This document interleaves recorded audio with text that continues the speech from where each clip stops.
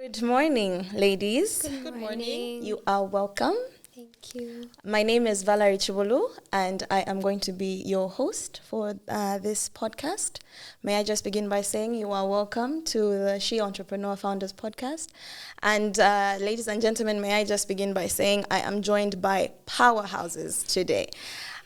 These women have set wonderful, wonderful impacts in their communities, and I'm not going to tell you what it is that they've done.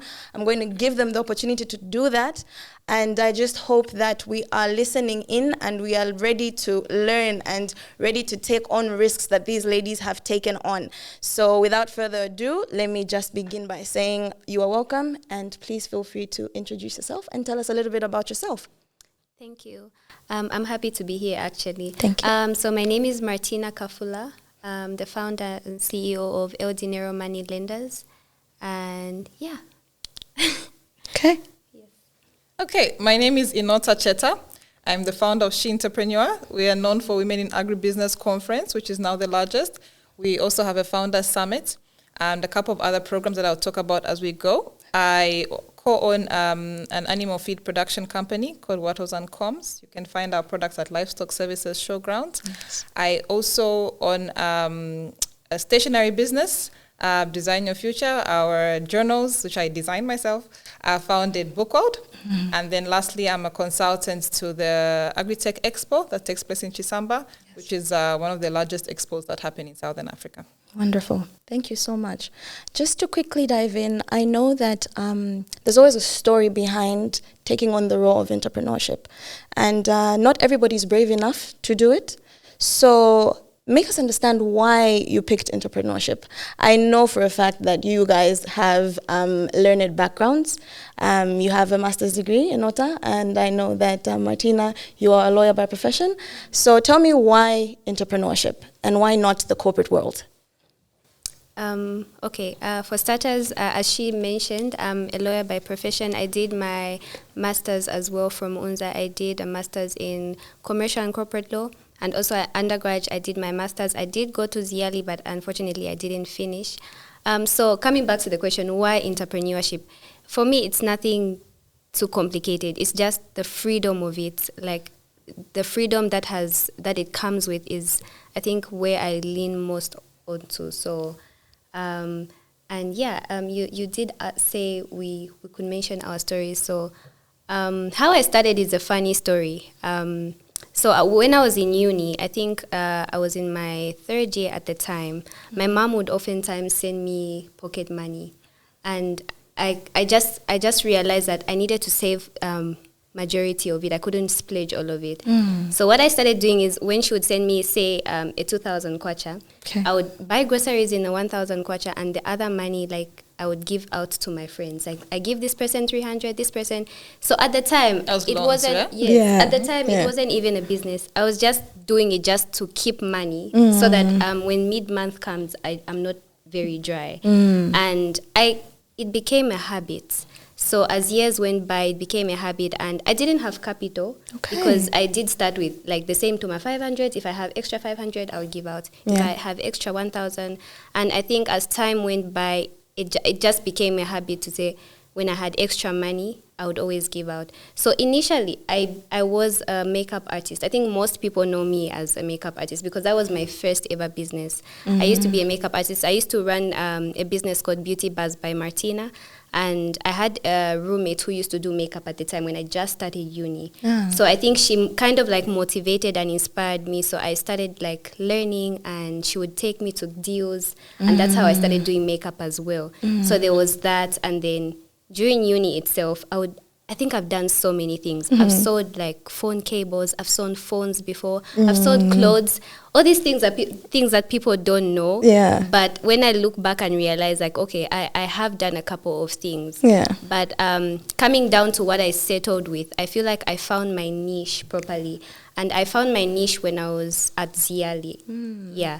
So I just feel comfortable. Yeah, I felt comfortable, and I felt like it was working out for me. So I decided to go for it and take it seriously. Okay. Yes. So that's kind of how it started. So I no longer do makeup. Okay. I stopped doing makeup, I think. I don't remember the last time I touched someone's face, but I was pretty good at it. You should no, I can tell. I'm looking at your face right now and I'm like, girl, why did you stop? I was pretty good at it, but I feel like when you're no longer interested in something, there's no reason to keep forcing it. I felt like I was losing interest and I didn't want to disappoint clients. Yeah. So it was not about making money for me. At the time, I just said, you know what, let me just switch to something that's working best for me. Yeah. And as you said, why entrepreneurship? I went for something that didn't require me to put in so much effort just to make money. Yeah. Yeah, so money lending worked out well for me. And as I said, when I started, I didn't have any money. Okay. I'm going to be very honest. Even throughout the time after uni, I didn't have capital. So the person what I would do is, my housemate does the same exact business. Okay. So she had more capital. So what I would do at the time when I didn't have money is, I would get money from her. When I get a client, I'll get money from her. I mark up the interest rates. Then when they pay back, I give her back her money. And you keep your, I see. So I got to a point where I made some capital, not good enough still because I needed to survive still. Not until like my parents, bless them, they are the most supportive parents ever. My parents saw that it was working out and they extended to support me. Nice. Yeah, so beautiful. Yeah, that's basically how I started and it's working out just fine. Lovely. Yeah. Happy for that. Happy to hear that. That's very inspiring. Yes. It's a very, very inspiring story. I mean, to hear about people who are still very, very young. I mean, I know I'm young, but very, very young, and they're able to go against the odds and start a business. And I know that you have people who you employ, so you're not only doing business, but you're actually an employer as well. That's very commendable. Yeah. So I know we've heard Martina Inota. Tell us why. I went through school. I studied economics and statistics from UNZA, and I went on to do my master's from Unilas, where I did economics and finance. I got into corporate world. God bless the soul of the lady who was my first boss, very amazing lady, and then got pushed by a multinational and jumped off the bandwagon. It was a very good job, great exposure, but my love for entrepreneurship started a long time ago. As early as primary school, I would carry things to sell. I would carry things to sell to my classmates. Yeah. I remember like in grade 6 or grade 7, when I'd go to Kulimata, I would see people selling like scrunchies and just little things, and I'm like, oh my goodness, there are so many things to sell. I can remember the first time I went to Kulimata, I was either in grade 6 or grade 7. And I saw people selling all these different things, and I had never been exposed to a place where I could find things readily available, because growing up, I'd never really gone to Kulimata until about grade 6 or grade 7 when I need to get on a bus. So when I saw that, I would carry things and sell to my classmates and things like that.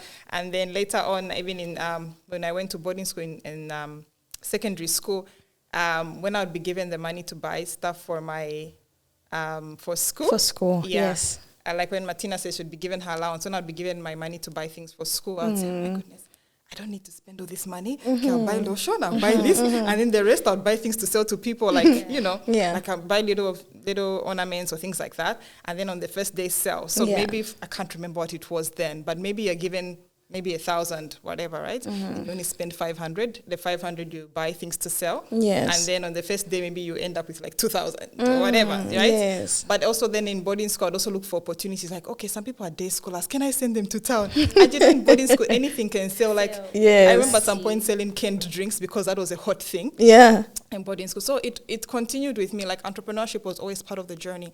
And maybe I can also talk about why this podcast, why we felt we needed to start this podcast this year. Yes. Because going through all these things they're selling, okay, I know it's possible for me to sell this and sell that. Yeah. But because you don't have a structured mentorship system, you don't know how big something can grow into. Yes. And for me, I spent a lot of time, because I couldn't find someone to mentor me. I spent a lot of time watching YouTube videos, and you watch someone in America, or you watch somebody in Europe and things like that, because you're trying to figure out, okay, this business thing, I can't get the information. And that's why we started She Entrepreneurs. So because we wanted to create a space where women can share their business experiences, realizing that we the founders or the secretariat are not able to give people all the information, but we're able to mobilize people as well as service providers. So back to what Martina says, really, when you have a knack for entrepreneurship, like you're so restless, you will not rest until this thing comes out. And I think a lot of times, even as entrepreneurs, we think we're always thinking about ideas, and we're thinking, can this person see that this lipstick they're selling can become like this big business? But you realize that you also have to take time to mentor people, to show people that you can graduate from here to here, from here to here. So I really love Martina's story. And I hope that a lot of people can watch this and get inspired that it's possible to start. She says, she talks about starting with 1,000 kwacha. It is possible to start very small and then develop from there. Yes. I mean, just hearing this for me is very insightful. The idea behind wanting to just get started because you love something and you know it's going to grow into something. You actually believe in it. I know that obviously you started it because you wanted some sort of freedom, but you also wanted to help people. And then there's also the idea of, other than helping people, this is something that I know I'm passionate about. And I believe that it's going to grow. It's going to be something. And I really commend you ladies for that. Just to add just quickly. Yes, please. A lot of times we think about like business being something abstract. But I can say for me particularly, almost everything I've studied has come out of a need to help people. Yes. Like, I grew up on a farm. You're making feed for the farm. Can you help me as well? It's too expensive. Okay, we can do it. Okay, can we scale? Okay, what are the legal requirements and things like that? Oh, she entrepreneur, women want to learn about business. Okay, can we actually get it registered? Can we create a summit? Can we make a conference for women to learn more? Or like my journal business, it was never meant to be something commercial. I designed a journal online and put it out there and said, hey, download it and just plan for the year. I want everyone in my community to plan, and then it became this business. So a lot of times a business is about a pain point. What is the thing that people are experiencing in their community that they need help with? When you sort that out, you sort of find a business case around it and then grow from there. And also just to mention, I feel like this is something I always tell like people I have conversations with about business. I feel like passion contributes a lot to a business. You can't just wake up and decide to start something that you're not passionate about. Because these days it's easy. I mean, the economy is wild and everyone is trying to find a living. Everyone is trying to put bread on their table. But then there's a difference between you who's going to start a business because you just want to make money, and someone who's going to start a business because they are passionate about it. The end result will be very different. Because for you who's passionate about it, you'll start it and you'll be consistent, even on the hard days, even when it gets frustrating, even when push comes to shove, you'll still stand and say, you know what, I'll find a solution, or I'm still meant for it. But if you do it we're all doing it for money. Absolutely. That's true. Absolutely. But then if you do it for the wrong reasons, or you just do it because, this person is doing this, I've seen it's working out, let me start. You're going to end up losing money. A lot of people end up losing capital, even the small capital that you have. You find that you lose it because you're doing it for the wrong reasons. You don't have the drive for it. You know, I've lost money. A lot of money. If I begin to explain, you'll be shocked. But you know what losing money is part of the process. It's part of the process. Other people would start the business, and they'll lose money and they'll be frustrated. They'll be like, and I get that a lot. Like, girl, how do you manage? I lost, and I'm like, girl, you don't know. If I start calculating the amount of money, so passion and drive. Passion will drive a business. It's in itself. You force yourself to wake up and want to go hard every day, even when it gets frustrating. So, I mean, let me also just begin by saying that the passion you need is a must. You cannot do a business without being passionate about it. It just won't work. And I love that. I love hearing that. I hope our listeners are hearing this, and I hope they can find a passion and find something that they're passionate about. It is not the idea of what is my friend doing, how can I capitalize on that, on the idea. If you're not passionate about it, yes, take some time, think about what it is that you are actually passionate about, and then forge on from there. I know that the businesses that you have it's not an easy road, you know, it's not smooth sailing. There have obviously been some hurdles here and there, and you've obviously incurred some risks. I mean, I know we obviously want to hear what kind of risks have you come across, and how did you mitigate them? You know, I mean, if there's a story behind you telling us there's something that happened and you kind of consider it as something that made you fall back. I'm not going to call it failure. No, I'm just going to say it was maybe a setback. How did you handle that? Yeah, I think we'd like to hear that. I personally would love to hear that. Please. Okay, for me, my business alone is a whole risk. If you know, that's a risky business. If you know, or if you've attempted to do money lending, you know that that's the riskiest business. I don't know if there's a riskiest business ever. But this is the riskiest business because you don't know if the person you're giving money to and paying back consistently, tomorrow they'll just wake up and decide not to give you back your money. Yes. So I'll just start by saying, my business alone is a risk. However, because I'm passionate about it, I will not stop. Yes. So for me, I think the biggest, I'll just talk about an event that I still think about till date. I still think about it. So when I was in uni, I think in my 4th year, I remember at the time I was doing my dissertation, my mom got some money from somewhere. And you know, as I said, my parents believe in me. One thing about my parents, I'm the firstborn. So my parents do believe in it. I would go to my parents and say, we're selling this car today. We're going to make 7 million. They will believe me. So at the time is when I think my mom has more of a soft spot for me. My dad would question me like, because my dad is a business guy. So he will go over. My mom would be like, oh, okay, let's do it. At the time, in 4th year, I was doing my dissertation and my mom got some money. And she's like, okay, I have this money, give it out. And there's this client that I had. I still think about it. I still dream about on your mind, like, this lady. There's this lady. And that's why I say this business is risky. Today, you might be a good client to me, but tomorrow, life happens. Stop paying. Exactly. So I got that money. I remember very well. It was a 20,000 kwacha. Now bear in mind, this was 2016. 2016? No. 2020, 2021. 20,000 is a lot of money. At the time, for your parents to even trust you with. Yes. So my mom gave me that money. And you're a student? Yes, I was in my 4th year. I was just in my 4th second. That is a lot of money for a student. Exactly. Because the bursary is now how much? The allowance that they're given, maybe 700? Is it? I was at uni last year. I was at uni last as well. Okay. So I think some, maybe 1,000 or something. Yes, but that was still a lot of money. Still a lot of money. So my mom gave me this money and said, loan it out. She would just say, loan it out, give it to whoever, it will come back. And I gave it to this client and her husband. And guys, up to today, I haven't gotten that money back. And I still think about it because this is where the risk comes in. A client can be consistent and they can just fall off. Yeah. And you'll be chasing them for years and years. And that's still fine because that's what comes with business. Yeah. So I feel like for me that was one of my failures because I feel like I failed my mom. And as understanding and such a sweetheart, she understood me and she said, it's okay. The money will come back. And I remember the client paid like a 2-pin, a 4-pin, then they paid the 3-pin, and they just never finished. Yeah. And it's been like how many years now? 5-6 years, and I just felt like that's the greatest risk I've taken because it's taught me that it's not easy for you to just get money from someone else and give out. For me, for my money, I would gladly give out to anyone. But now I feel like I'm very careful. Yes. I don't take investments from the public, from anyone else but my parents.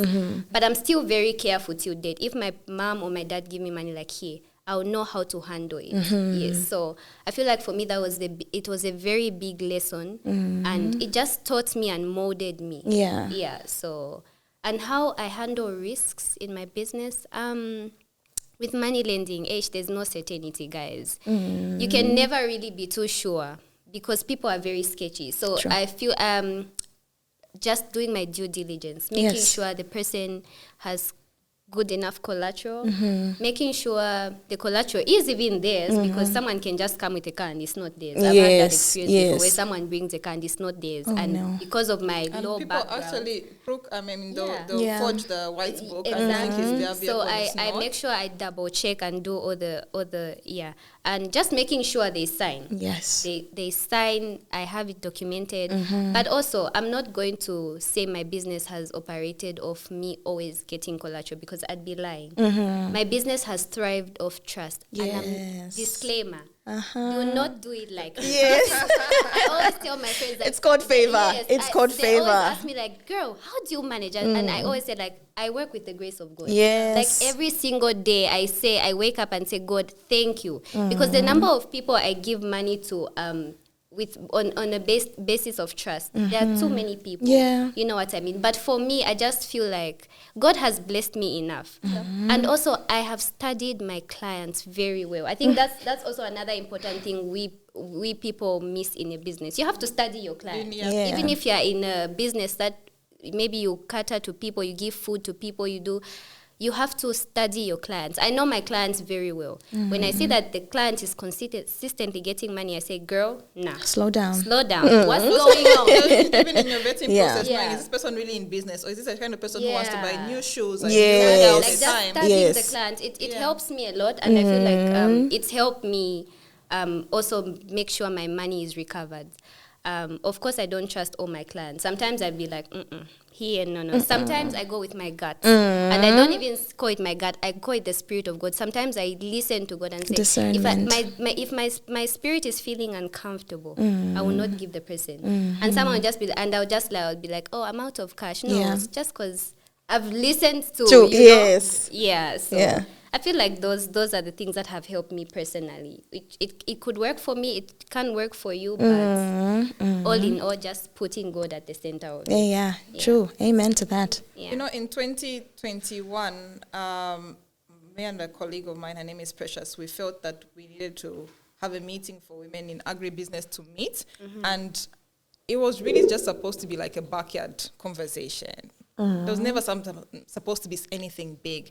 And so maybe 5-10 women to come together and like, okay, we're both in agribusiness, we want to have a chat. And then when we got to about 10, she says, there's still more women who want to come. Are you serious? How are we going to accommodate them? Like, do you think we'll have enough space? And I'm like, okay, whoa. Let's be organized, because, you know, it's supposed to just be a meetup, but clearly more people want to come. Yeah. Yes. And then we said, okay, let's look around for a conference room. I mean, a small meeting room, maybe at a hotel. We went around, asked questions, and found a small room. Okay, so we can do 50 people. Now, bear in mind, 2020 was COVID major. Yeah. Yes. 2021 was sort of like post-COVID, things are relaxing a little bit. So we said, okay, fine, we're going to have this event. It's going to be our very first Women in Agribusiness event. It's supposed to be a small thing, but fine, people want to come. Fine, we'll sell tickets so that we cater for the food. And then people keep buying tickets. 15, 20, 25, 30, 40, 50. Okay, so the date is set. It's supposed to be next weekend. And then the government puts out an SI saying you can't meet, I think for more than 50 people can't meet. Bear in mind, because we had done calculations, we said, okay, people will buy tickets. That will cover the venue. There are these other costs that we have. We'll have to find other partners to come in. So I clearly remember an agriculture company that had paid to market their services to the women. Yeah. So we call them and say, hi, we've moved the dates. COVID was new for all of us, right? Yes. We didn't know what the future had in store, but we're like, okay, we've moved it 2 months, I think a month or 2 months forward, it's going to be on this day. We are having faith that COVID is going, this SI is going to go away and life is going to go back to normal. That's taking risks. Answering the question on taking risks. Yes. So we move it forward. And the company gets back to us and says, this thing will probably never happen. Can you refund us? Entrepreneurs, this is something that's very important. Yes. If you've not yet delivered a service, don't use that money. Yeah. It's not your money. The minute they said, can you refund us? I said, send me your account number. I'm going to refund you immediately. No argument. Yes. It's very important to be credible in business. I've had situations where certain businesses I've bought from have failed to refund me up to date. But for us, integrity is important. Yeah.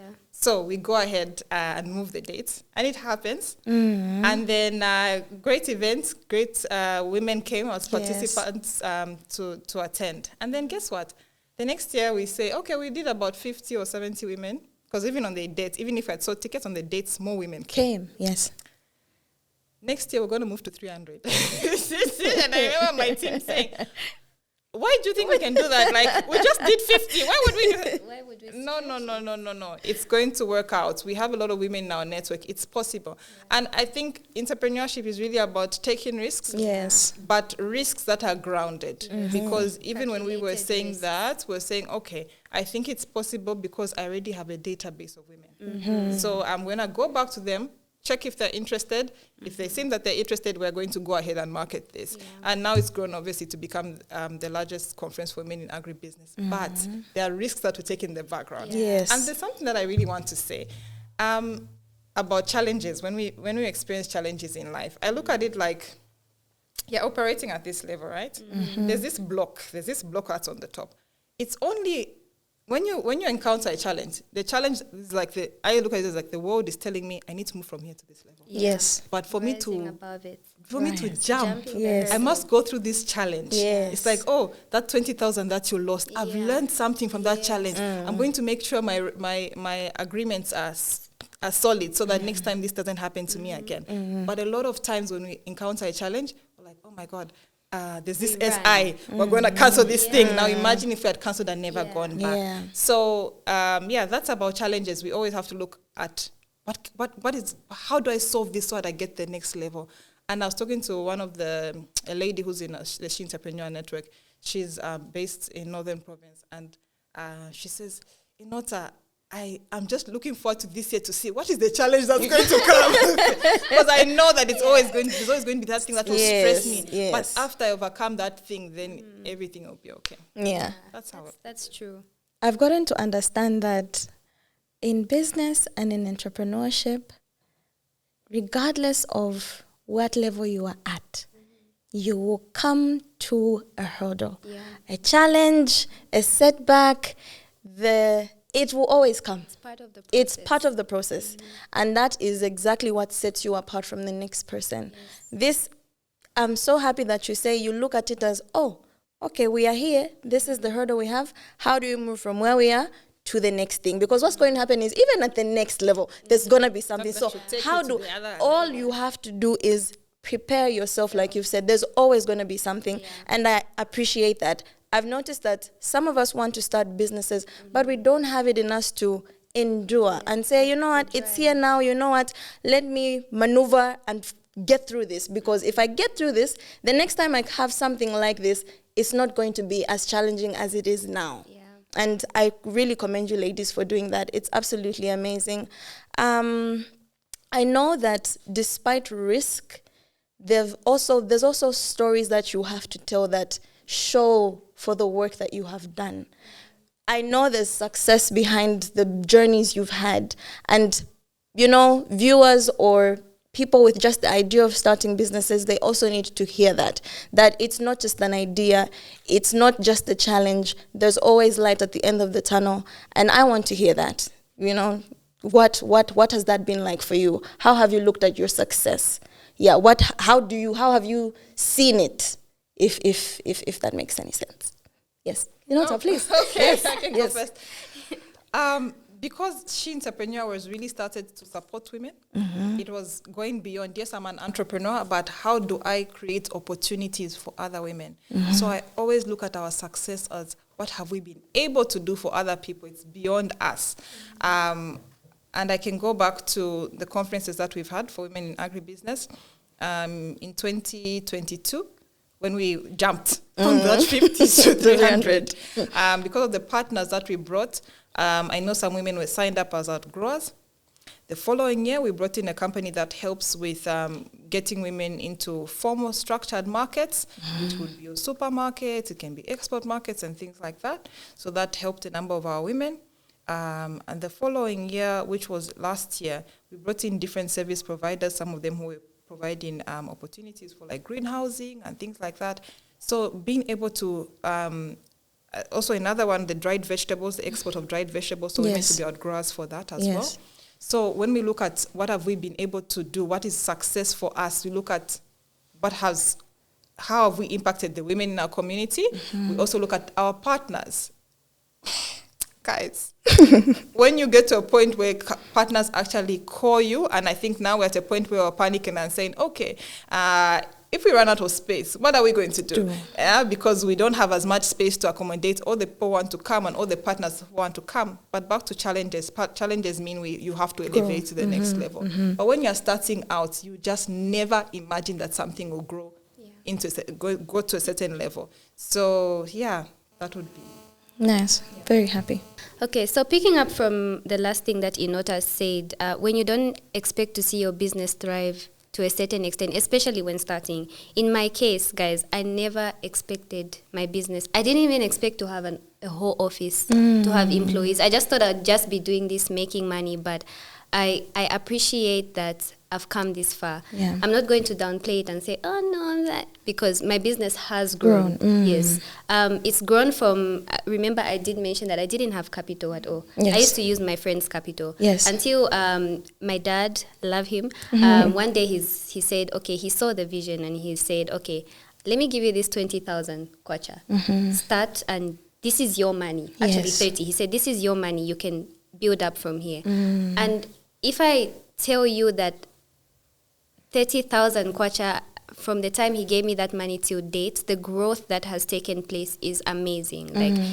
And I don't take that for granted, especially having people who are very supportive in my life. My mom, my dad, my boyfriend, my housemate, having people who are supportive in a business, even as you are an entrepreneur, is very important. Yes. Because what it is some days you wake up and you won't feel like, you won't see the vision. But because you've told the people around you to say, listen, this is the vision, they'll help you. Believe in this. Yes. So for my company, I really love that a lot of people can run to me when they need financial aid. I think it pleases me so much, especially businesses, because we don't only do personal loans. We do personal loans, business loans, GRZ salary advances, and now we're going into MOU. So we're partnering with companies and yes.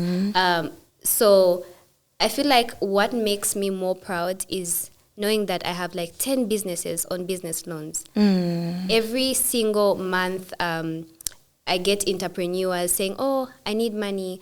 I need capital for my business. And I love that I'm able to, let me not keep saying why am I saying I love that we are able to help out, because I see El Dinero growing. I see us taking over the country. Oh, I love that. Yes. I see us financing a lot of things. And you know how sometimes, I feel like the biggest thing for me is when you go to a bank, right? I'm not trying to discredit a bank. Just saying. When you go to a bank and you, as a startup, you want money, a bank will not give you money, especially that you're a startup. But for me, not really that we give money to startups, but we do help entrepreneurs, especially those that are starting or just started, but they have a big vision and they have a good plan. Yeah. So the success of my business is, I'm not even going to downplay it. A lot of entrepreneurs have supported my business to a very large extent. Love that. And they've helped us grow. And we're still growing, because now we've gotten to a point where the capital is there, but now the demand is high. Yes. So I'm very proud, actually. Wonderful. Wonderful. I like when you talk about the business growing, and then you're now at a point where you realize, sometimes you don't realize as the entrepreneur the level to which your business has grown. I think, when I talk about agribusiness, but that's not all that we do. We have other things we do, capacity building, which are courses, there's merchandising, but also outside of agribusiness, we also focus on women who are outside of agribusiness, so every other business, right? And this year we're hosting our summit on March 15th. Yes. Please come. Please come. Join us. And I think our moment that we didn't realize that, okay, this is She Entrepreneur, is when we put save the date in January. And then people already started registering. You're like, you guys, we haven't told you the venue. We haven't told you who's speaking. We haven't told you the price of the ticket. But it's the fact that we've been consistent over the years. Even if the world knows us, the country knows us for agribusiness, behind the scenes, we're always doing financial literacy, different kinds of capacity building. When you talk about loans and people not paying back, it's because people don't have the right information. Yes. Sometimes somebody might be a genuine person. They're not a thief. They're not trying to steal from your business. But because they are miscalculating in business, a lot of times people don't even calculate, what is my profit? Right? If I'm selling if I buy something for 5 kwacha, I've gotten this 5 kwacha on loan, there's my profit, there's how much I need to pay back. Maybe my profit is 2 kwacha. I need to pay you back the 3 kwacha. Plus interest. Yes. Yeah. You haven't calculated that. And when someone pays you the 10 kwacha, you spend 8 kwacha on yourself. By the time Martina is coming to you, you don't have the money. So there are things like that. And if we could disseminate more information and also empower people with their finances, then we'll see more of Zambian businesses. And I always say, thank God that you've mentioned on financial literacy. I always say majority of the reasons a lot of people have not made it is not because they don't have the proper access to money, but because we don't know how to manage our money, especially as you are growing from the age of 20 to, let me just say 20 to 26, that's your prime, right? Yeah. So you feel like doing too many things, keeping up with trends, and you don't realize that this is your foundation. Yeah. And I always do have conversations with some of my friends to say, for me, right now, I'm only 26, but this is my foundation phase. I want to be a retired housewife at 30. I always speak it into existence. Are you sure you're going to leave your business? Because when you love doing business, you're not going to sleep in the... Yeah. But then, and I always tell this to my man, I say that right now I'm working hard. I'm working hard. I'm setting a foundation. I'm teaching. I need to teach people how to run it so that after 30, I shouldn't have to wake up at 8 hours to go. I want to be taking care of my babies after 30. I want to be, you know what I mean? Yeah. Yes. So back to what I was saying. Many people just don't have the right financial literacy. We have access to money. What do you do when you get a 10,000 kwacha? Yeah. I'm not going to lie. I haven't been the best, or I'm not the most financially literate person where I'm very, by the book. But a person in our generation, when you get 10,000, just for giving you, the first thing that you can do, splurge. If it's me, the first thing I can do, free money, I'll buy a wig. Splurge! 5 things. You know what I mean? Yeah. All those things. But then, are you looking at the future? Have you made a budget? All those things are things that we are not well aware of. And we're even lucky right now, the government has just introduced financial literacy in, I think, primary school or something. Yeah. Back then, we didn't have it. Back then, it was just go to school, we're learning social studies, mathematics, some of the things we learned, biology, we don't even remember them. And insect. Yes, the most important things like how to manage your money, how to make a budget. When you get a 1,000 kwacha, how to make a budget. And I always also say, if you can't manage a 10,000 kwacha or a 1,000 kwacha, let me start small. If you don't know how to manage a 1,000 kwacha, there's absolutely no way you manage a 100,000 kwacha, because when you get that 100K, you want to just spend and you want to go back to a 1,000 kwacha because you only used to manage a small amount of money. I feel like a lot of young people, especially entrepreneurs, should focus more on, as you make your money, are you learning how to manage and handle that money? Because you get to a point where you're handling big money. You're touching big money, and the first thing that you want to do when you touch that big money is to go and buy, I'm going to Dubai, get on catch flights. There's a time for everything. And I believe we need to train ourselves, because financial literacy is a habit. Saving money is a habit. Planning is a habit. But if you don't breed those habits now, it becomes a disaster later. Planning is a habit. Planning. Yeah. I love to hear that, ladies. I really love to hear that. I wanna comment on what she's talking about. Yes.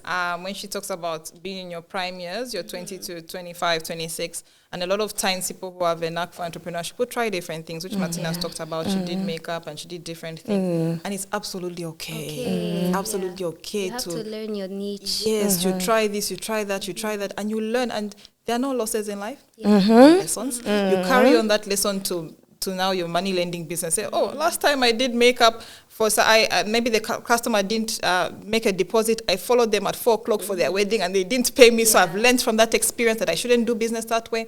I think there are two things that we lack. There's financial literacy and business, really like business mentorship. Because let's be very honest, if I wanted to get if I wanted to pick somebody who can mentor me in entrepreneurship, it's very difficult because I think it's still a new thing in Zambia in the sense that you won't have someone who's got a 5-generation business, like my great grandfather was in business, right? So it's sort of a new thing. Maybe it will be 2 generations, might be 3 generations. So it's something that people are thinking about now. So people don't really think about scaling. It's not a conversation you have like, you go for coffee with my friend and say, where do you want your business to be in 10 years, 15 years, and 30 years? And those are sort of conversations that we are promoting around She Entrepreneur because we want women to grow scalable businesses and employ people and contribute to the Zambian economy. But also, one thing we realize is that, so our demographic is really, people who come to our events are really like people from 25 to about 35. And then we also have a couple of older people. All the way, sometimes we find somebody. 60. Yeah, it's like, oh, mom, you're here, please fill in the 7. And then she's 60, and we are so happy. Yes. But it's also made us realize that we also need to go back to the younger people. Who's The people, care of them? Yes, the people below 25, and I'm so happy that we're launching something in May for school leavers because we're looking at, if you're a school leaver, what can you do to generate income before you go to university? If it takes 1 year for you to get admitted, during that 1 year, don't be calling your parents, send me talk time and things like that. How can we inculcate skill sets in younger people so that they're able to generate something for themselves, for talk time, for whatever? And it doesn't mean that you need to become a full-time entrepreneur. You can go to university, you can get a job after, but what can you do on the side? It's still important to do something. But what's that thing that they say not everyone can be an entrepreneur? Do you believe in it? Do you That's a very, very sensitive question, viewers. Yes. Can I answer that? I actually want to see a few comments once this goes up. What do you think, guys? Yeah. Please, Inota, go right ahead. Please. I personally think not everybody can be an entrepreneur. Some people need to support the entrepreneur by working for them. However, and this is something we talk about at She Entrepreneur, personal income is personal to you. Take it as it's your personal thing, right? That means that if I work a job that pays me, say, 5,000 kwacha, my rent is 4,000 kwacha, my upkeep is 5,000 kwacha, there's a deficit. It's not my job to complain to my employer. I have 2 options. Either I find another job or I work hard to generate more money outside of my time. Exactly. I might be in a job, I love my job, it's not paying me enough. What can I do? It's a personal thing. It's absolutely not acceptable in life to say, I have this shortfall and there's absolutely nothing I can do about it. No. In this digital age, I say as long as you have access to the internet, you can do nothing that you can't do. Yes. And that's one of the courses we run out at She Entrepreneur, social media. You're on Facebook, you're on Instagram, you're on TikTok, you're busy scrolling. You're busy scrolling. When you could be doing something to generate income. How did we find Martina? We found her through social media and contacted her and said, girl, you're doing a good job. Tell me more about your business. You're a perfect fit. We want people to hear your story. So regardless, I tell people, even your WhatsApp story, you can use it to advertise. You can use your Facebook business, your Facebook marketplace, and there's even an option. If you maybe are shy, you don't want people to know that you're selling something, click and say, my friends shouldn't see, but you're generating income as an individual, personal finance, it's personal to you. Take it very seriously. I feel like I once watched a video on TikTok and someone was saying not everyone can be. This generation has glamorized entrepreneurship to a point where if you are an entrepreneur, it's now the it thing. If you're not, then you're like, And I feel like I do agree, but there's people who are thriving in their careers. Corporate spaces, Like there's people who are thriving so much, and there's people who can do both. I always give this example of my parents. They are the perfect balance. My dad, he's a full-time entrepreneur, and he's also a full-time employer. Employee and also a business person. So my dad is a commissioner of finance at Zambia Prison Service. Nice. But my dad is also a full-time hustler. Like 24. He's my inspiration. My dad is my biggest inspiration when it comes to business. My mom also, she's a lecturer. My mom is smart. She's thriving at her at being employed 9 to 5 and whatever. And I always say, like, my mom can't do business, which is fine, but she's thriving in her career. So I feel like young people shouldn't be demotivated when just because you've seen that your friends is doing nails, you also want to do nails, you're not passionate about it. This is exactly what we're talking about at first, just trying to do what others are doing. If you are okay and just thriving in your career, just build on that. Thrive. Like build on that. Do certificates. Do what? You know what I mean? There's entrepreneurship does look glamorous. Right now we're talking about it, but we cry in the background. Like we do cry. We go through a lot of things that we're not going to come to social media to talk about. Like, you know what I mean? But I mean, both sides of the coin are very just okay. Our parents used to do it back in the day. Entrepreneurship just became a thing just now. And I want to say that sometimes, okay, say for instance, I'm going to talk about scenario. I'm in a corporate job. I'm not, I would say, entrepreneurship is not for me. It's definitely not for you. I've heard so many creative things from women in the She Entrepreneur Network. Something like, yes, I'm full-time employed in government. I don't have much time. But you know what? I have a contract to supply to this supermarket vegetables. Do you have a farm? No, I don't have a farm. So I just consolidate, When they give me an order on Monday, I make calls, deliver because I can't interfere with my employer's time. Sometimes you do entrepreneurship for the sole purpose of generating income quickly. So you put your money in something that's fixed and then you can relax. It can be, maybe I want to just raise 100,000 so that I buy a bond and beyond that, I'm done. Like I know that bond will pay me twice a year and it will sort out my bills. We're not saying everyone needs to get into entrepreneurship. We're saying it's a gateway for certain people who are trying to generate income. And then there are also people who want to be full-time entrepreneur. If you want to be full-time, join us. At She Entrepreneur, whether in Agribusiness or at the Founder Summit, that's the place for you. Amazing stories, ladies. Amazing stories. And I know you've already inspired a lot of people by the stories you've told. And I know for me, it would just be a final question to say, what do you tell somebody with the idea of a business? What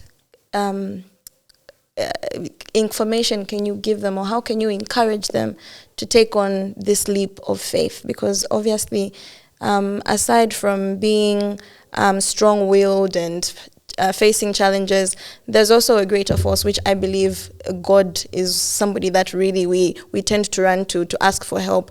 But how do you encourage that person with the idea? How do they move? Okay. To begin with, for me, I'm very big on God. I'm a Christian. So the first advice I'll tell you is first pray about it. If you have an idea, you want to do something, pray about it. Take it to God. Ask God, like to give you favor, to give you wisdom to manage it, because sometimes we might be operating off our own understanding and you might think you're doing it correctly when you're not. So first things first, God. Secondly, I'm very big on planning. I'm a planner. Structure properly how exactly it is you want to go about what you want to do. As she has planners right there. So we have planners. These are She Entrepreneur planners. Ladies, gentlemen, please, you need one of these if you are really going to take your finances and your planning seriously. So, let's talk. So plan properly. A lot of people just dive into things without having a clear plan. So plan properly. And then also just be motivated by yourself, because the world is not going to come to your bedside every single morning and say, hi, you want to start a business, wake up. No. You have to have the personal drive, the personal motivation to wake up every single day. And some days people won't support. We won't say it's glamorous every day, business is booming. No. Majority of the day, some days people won't support. Some days you feel alone. Some days you feel like, oh, my friends don't support me, blah, blah, blah, But you have to just understand that there's a lot of people in the world that will be ready to support you. And especially when you see the vision and make other people understand where you're going, it's very easy for everyone else to follow. So just having the zeal, the passion, the drive, and most importantly, have people who are very supportive around you. That's also another important Thank you, Martina. Thank you, Martina. I think starting small is very underrated. People will say, about this business idea, I need 500,000. No. Why? Sir, where? No. Mom. Start with the smallest amount. You started with, you talked about your 500, your 1,000 at school. Test something with a very small amount, because business, there's always going to be losses at some point. There are times when you have a deal that just doesn't work out. Now, you would have borrowed that 500, risked those. Imagine if you borrowed from a bank and you've lost that money. So I think a lot of times people want to start something so big. If your business needs 500 to start with something else. start with something else that will help you grow your business. You learn things along the way as you're trying with small things, and then you progress into the bigger things. So start from wherever you are, start small. And then also remember that business that you're saying needs 500 or 1 million, it might not even have a business case. It might not even have market. I believe there's market for everything on this earth. The market might just not be here. Your market might be in Indonesia. But you're feeling so passionate. And sometimes also your market, it's too early. Yeah. You are trying to do something digital, whatever. It's a brilliant idea, but people are not yet ready. Yeah. And also another times people get into a business that just don't have a market. Like, I love people who sell salaula. They have good margins. But sometimes I see maybe you're selling, maybe give an example of maybe bathroom rugs. And you've bought a bill of bathroom rugs. I've sold salaula before. There are very few things in this life that I haven't sold. So that was way back at Unza, before it was even a big thing, and it was an amazing business, great profit. But then you decide that I'm going to get a bill of bathroom rugs. How often are people going to change that? Yes. Okay, if I sell to all my friends, when are they going to reorder? Okay, I move to the next community. I sell to all of them. How am I going to convince them to get the next thing? These are things we talk about to She Entrepreneur. Even when you're thinking about the business idea, think through how often can somebody come back. I get finance from her. Yeah, maybe after 2-3 months, I'll get a bigger deal. I need finance again. So sometimes people think entrepreneurship doesn't work because you've gotten the business model wrong. Instead of getting bathrobes, get dresses, because people need to buy dresses. She needs to go for a party. She's got a date. She's got a church function. So get into things that are easy to market to start with. Then you can now invest in those very big ideas that are, So start with something that's marketable, that will help you grow your capital. And then if it's 500 that you need, maybe when you get to 250, you say, okay, this is where I am. Who can I bring in as a partner? And things like that. Thank you, ladies. And just before we close, I'm going to ask you ladies I know you've spoken about your businesses, but I know there are some people that would probably be interested in knowing where to find you, Martina. You've already encouraged a lot of people with ideas and have the entrepreneurship drive, but want to scale up their business, and they've heard that they can speak to you. So where can they find you? Yes. Okay. So, El Dinero Money Lenders, we are physically located along Ali Kinkata Road. If you know the famous boutique, SBJ Apparel, the clothing store. Yes. The same building just above. Okay. Yes. All right. So, I'll just talk about the products a bit. So, please. We give personal loans, GRZ salary advances. So if you work in the government, please feel free to reach out to us. We also do MOUs. We partner with companies to provide financing to their employees. Okay. And we also do business loans. I need entrepreneurs to come and get business loans, especially if you have a good idea. Not only have a good idea, you have an already existing business, but you just want to build up on capital. So those are the products that we give, and you're very welcome to come through. Yeah. Thank you, Martina. Inota. Okay, so She Entrepreneur will be having the Founder Summit on March 15th. That's for women who are outside of agribusiness. But if you're in agribusiness and still want to come through, feel free. You can get more information on our page. For Wattles and Combs, my animal feed business, we are in livestock services, showgrounds, and a couple of other agro dealers, as well as our own distribution points. We have the She Entrepreneur Planner that we want everybody to have. It gives you a guide on how to plan, starting from your finances, and how to track on a daily basis what you are doing. Contact us on the She Entrepreneur Zambia page. Contact Valerie. For my journal business, we are found. My journals are found in Bookworld and BM Gospel. Yes. You can follow us on social media at Design Your Future. Have I left out anything? Just to add on the journal part, I think a lot of us who are trying to get closer to God, those journals are very important. They are Bible inscripted journals, so every page has a scripture, and I just feel like before anything else, we must be able to put God first. So get yourself one of those as well, and one of these. I think that covers we need to it. Thank our sponsor. We haven't. Yes, actually. Do you want to go right ahead?